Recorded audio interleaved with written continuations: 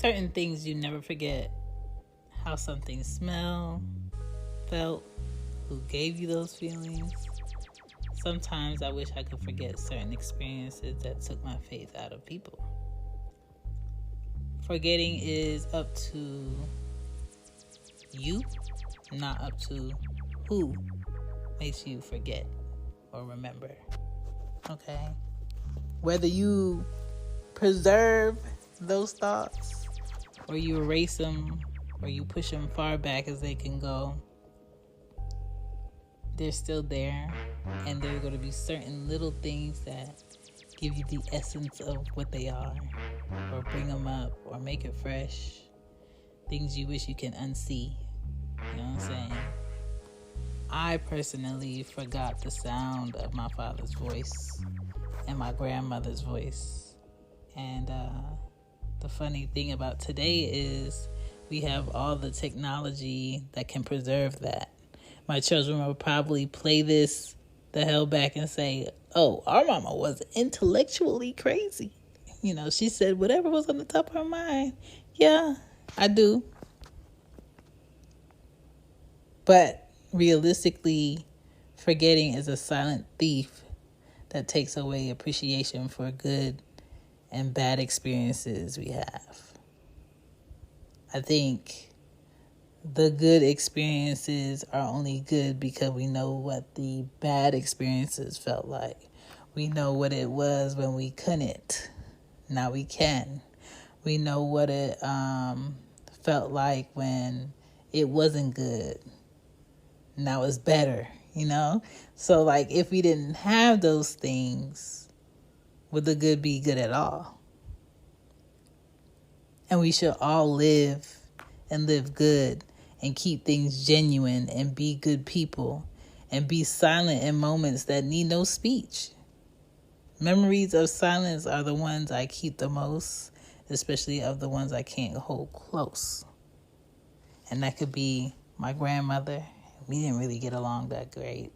But I just remember her hands being really small and very veiny and rough because she was always cleaning or sewing or doing or moving things with her hands. And I remember her fingers always smelled like faint bleach because she would always wash or clean without gloves. And my dad, I remember him having like a strong aftershave smell and like a musk smell. And I remember him always counting his money and just always making sure he looked good and presentable wherever he went. And he never left the house without a hat. And even if he was wearing his shoes, his dress shoes, he made sure they were shiny. And Sunday was always prep day for his week. You know, he would go to his own church. My mom would go to her own church. Sometimes I would go with him. Sometimes I would go with her. He would come pick us up from church. That was the only day that we rode with him anywhere. And he would drive past the house and drop my mom off so she could start dinner, then take me and my youngest brother up 69th Street in Philly to play the lottery at this lottery spot. And that was him. You know, it was like work Monday through Saturday, Sunday church, lottery. And I'm sure he did other things that I couldn't know during the week, but from what I saw, he was constantly about making money, making a living, having options, moving around how he wanted, and always being presentable every time while he did it. And those are the things that I respect the most about men who are independent, do their own thing today. And if I forgot that, I want to have the standard that I like about men today. I probably would be lost in the sauce like a lot of women that think, this is a man, or this is what a man does, and this is. So like I had a taste of it, but I didn't live with him solely my whole life. And so I saw males after that didn't present themselves that way. And so I think a lot of my appreciation for fashion and style and presence and the way things are situated comes a lot from him, and my creativity and how I make things and how I illustrate and how I write and get my expression across comes a lot from my mom, because my mom was into sewing, drawing, painting, designing, doing upholstery, making hats for the church ladies, making something out of nothing. And so with those two character styles together, I can't forget that. I don't want to forget that, because that's the essence of how I am who I am.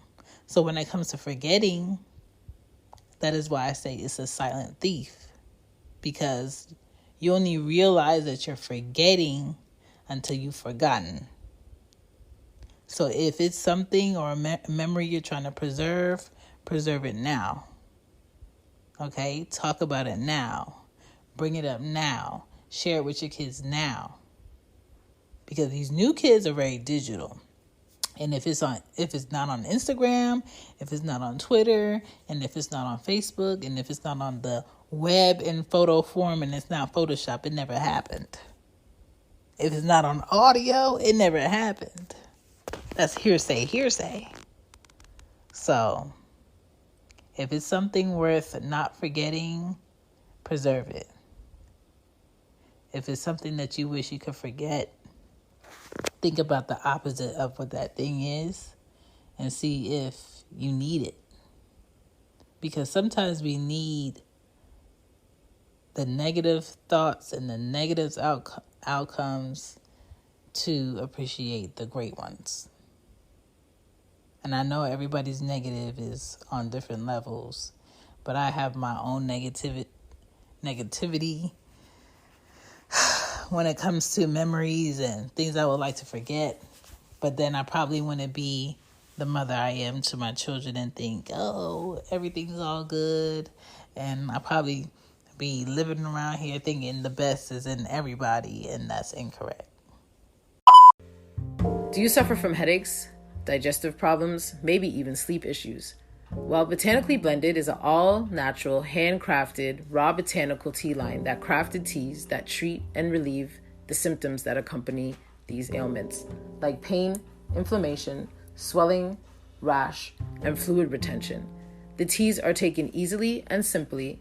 We offer tea consultations so we can help people that may need to address certain needs, and for those that are looking for more guidance.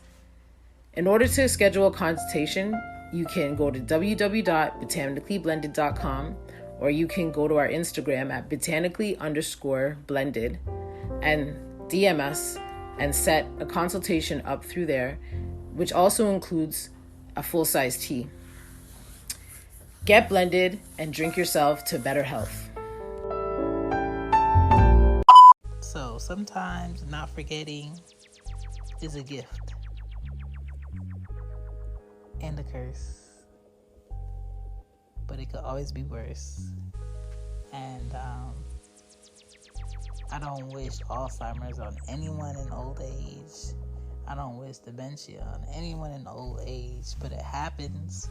So if you can write it down, preserve it, and keep it right now, do that.